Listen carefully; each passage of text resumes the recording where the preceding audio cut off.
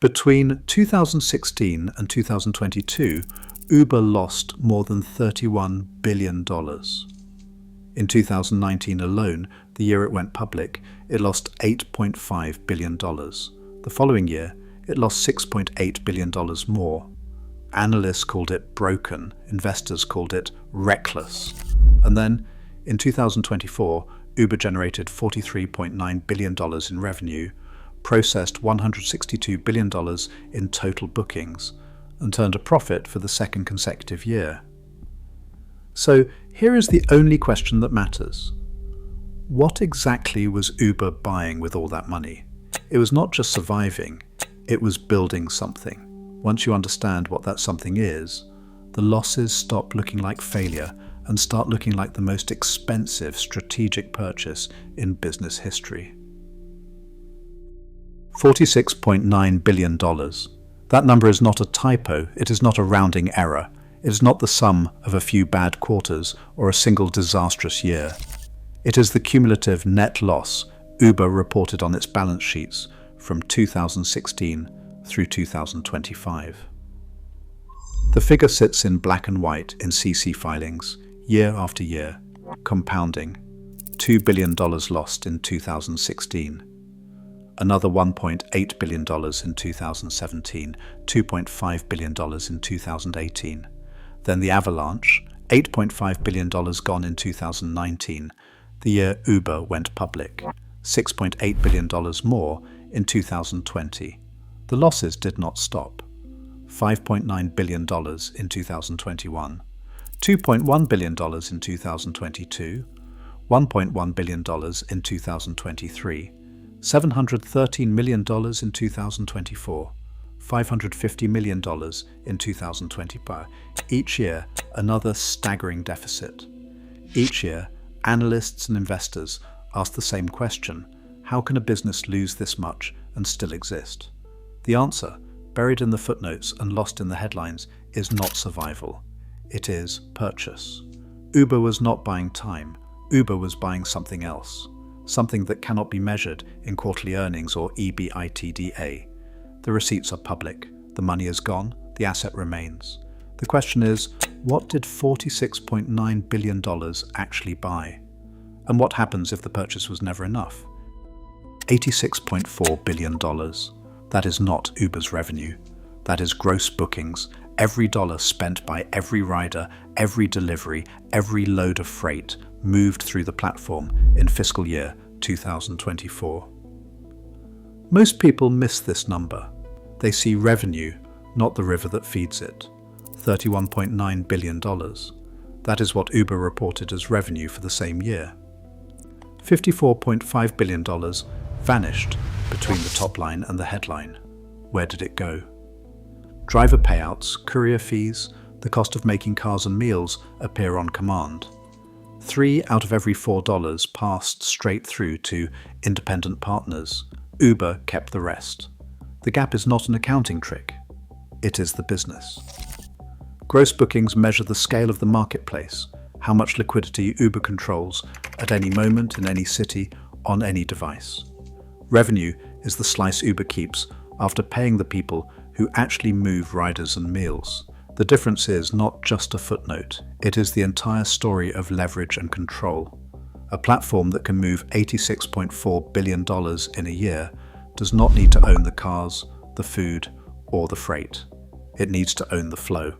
The next question is not how much Uber makes, but how it keeps the river moving, and what happens if the current slows. Liquidity, not a buzzword, not a slogan. The single variable that determines if a platform lives or dies. Jean Tirole, Nobel laureate, reduced the chaos of two-sided markets to a single law. No liquidity, no network. Uber did not guess, Uber bought. Launch budgets, city by city, ranged from $3 million in mid-markets to $25 million in megacities. More than half was spent on driver bonuses. The rest was rider discounts. 55 to 60% of every subsidy dollar went straight to the supply side. Sign-up bonuses, guaranteed hourly earnings, surge offsets. If a driver hesitated, cash removed doubt. The metric was not rides, it was time. If average pickup exceeded 4 minutes, more cash. If less than 85% of ride requests matched within 5 minutes, more cash. Every dollar spent was measured against a single threshold, operational liquidity. Uber's internal dashboards tracked match rates, driver churn, and estimated arrival times in real time. The moment a city hit the target, an estimated arrival time under 4 minutes, a match rate above 85%, and churn below 12%, subsidies began to taper. Until then, the money flowed. This was not marketing, this was infrastructure. The spend was not wasted, it was invested in a self-correcting engine. The result? A car, anywhere, nearly instantly. The price of certainty, the illusion of endless supply. The habit, once built, would not be easily broken. A habit, not a preference, not a choice. The Uber reflex, automatic, unconscious, triggered by need, not by price. The company paid for it once. Customer acquisition cost $30 to $50 per rider. Lifetime value $500 to $700. The math is not subtle. 10 to 1, 20 to 1. The cost is front-loaded. The return is perpetual. Every ride after the first is margin. Every meal, every delivery, every shipment, incremental. The platform is not a single product. It is a stack. Rides, eats, freight, subscriptions, advertising. Each vertical is a new lever. Each lever is a new revenue stream. The driver network is shared. The app is shared. The data is shared. The cost of adding Eats to a rideshare city is minimal. The cost of layering freight on top of Eats is marginal. The platform absorbs new businesses with almost no friction. The result is revenue composition that no competitor can match. 57% from rides, 31% from Eats, 12% from freight. Subscriptions and ads are small but growing. The platform, once built, becomes a toll booth. Every trip, every order, every load, every ad, Uber collects. The habit drives the stack drives the revenue. The asset is not the app, the asset is the reflex. The question, how long can it last? Profit. Not on paper, not in theory, on the books.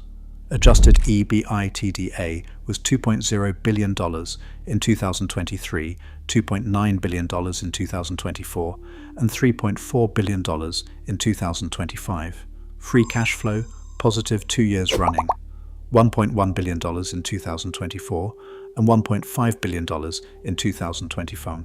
Revenue was $14.4 billion. The numbers, for the first time, turned green. Dara Khosrowshahi, the Chief Executive Officer, stands at the center. His signature appears on every quarterly statement. His voice delivers the guidance. The story, for outside eyes, is simple. The cash burn is over.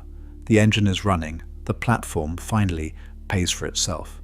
But the numbers do not tell the whole story. Every profit line sits atop a fault line. The next tremor could erase it all. Contractors, not employees.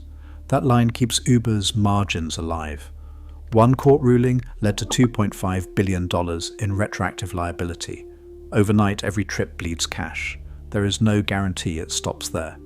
California, the UK, Europe are all circling. Every jurisdiction is a new risk. Drivers are always one law away from payroll. The habit Uber paid to build is fragile. Riders switch for $2. No loyalty, no lock-in.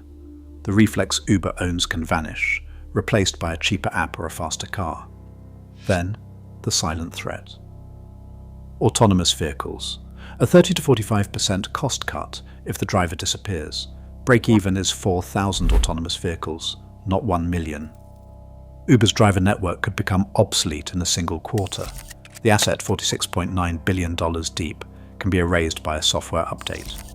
The platform stands, but the ground beneath is moving. Liquidity is not profit. Scale is not safety. Uber's platform now processes more than $162 billion a year, yet the margin between dominance and obsolescence narrows. The cash is spent. The expectation remains: control the market, or be replaced by the next company willing to burn even more.